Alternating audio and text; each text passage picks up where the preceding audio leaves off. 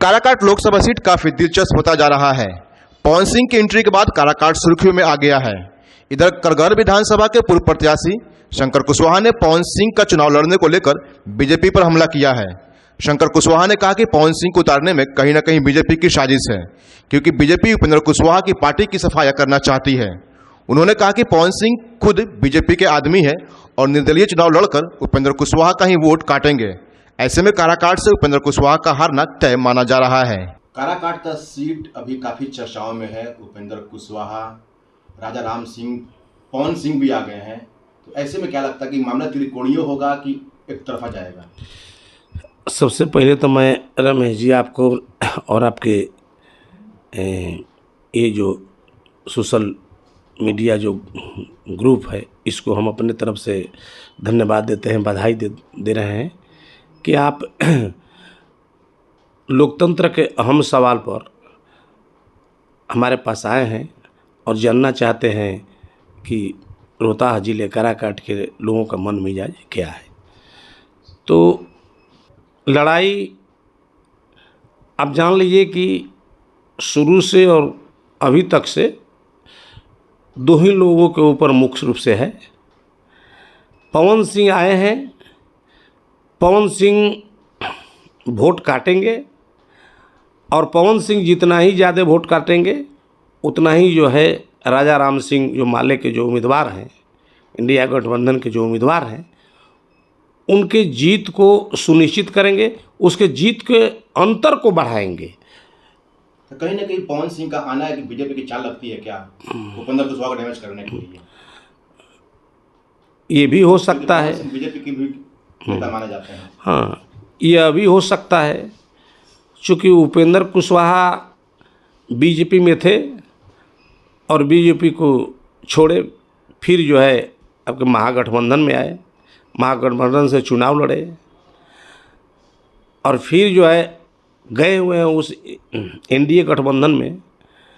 हो सकता है कि बीजेपी का चाल हो, चूँकि इंडिया गठबंधन जो है, एनडीए जो है, इन पर विश्वास जो है नहीं करता होगा। ऐसा हो सकता है कि इन पर विश्वास नहीं होगा इस गठबंधन का। और पवन सिंह को सारे लोग जानते हैं, पवन सिंह को तो बंगाल से, आसनसोल से उनको टिकट मिल चुका था और पवन सिंह उस टिकट को वापस किए या स्वयं भाजपा ने वापस लिया। पवन सिंह को सारे लोग जानते हैं कि पवन सिंह जो हैं एनडीए के हैं, मोदी जी के हैं, भाजपा के हैं।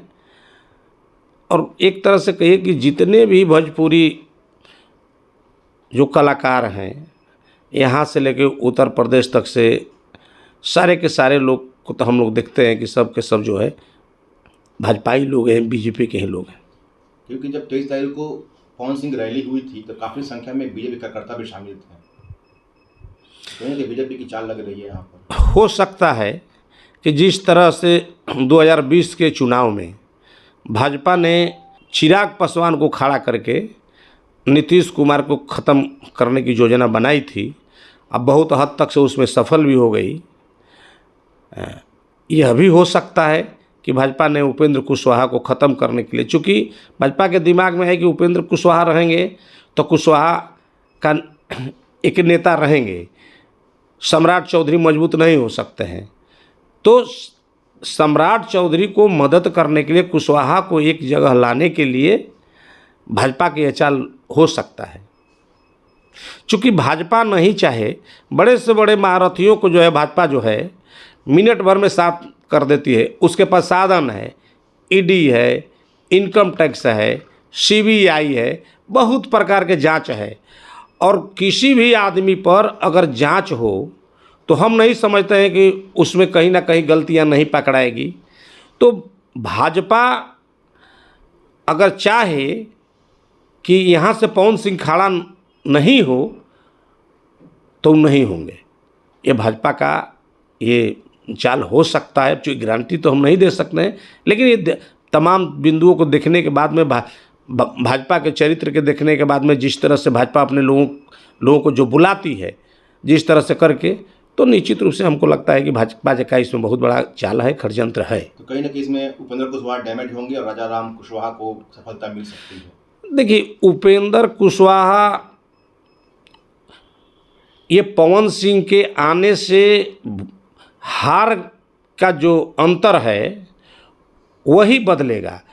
राजा राम सिंह पहले भी जीत रहे थे, राजा राम सिंह आज भी जीत रहे हैं और राजा राम सिंह आगे भी जीतेंगे। इसमें परिणाम में कुछ अंतर नहीं होने जा रहा है। राजा राम सिंह हर हालत में जीतेंगे, उसमें कोई बात नहीं है, बड़ी बात नहीं है। काराकाट सीट इंडिया गठबंधन को जाने वाला है।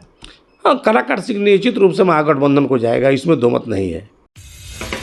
आप देख रहे हैं बिहार 24 न्यूज।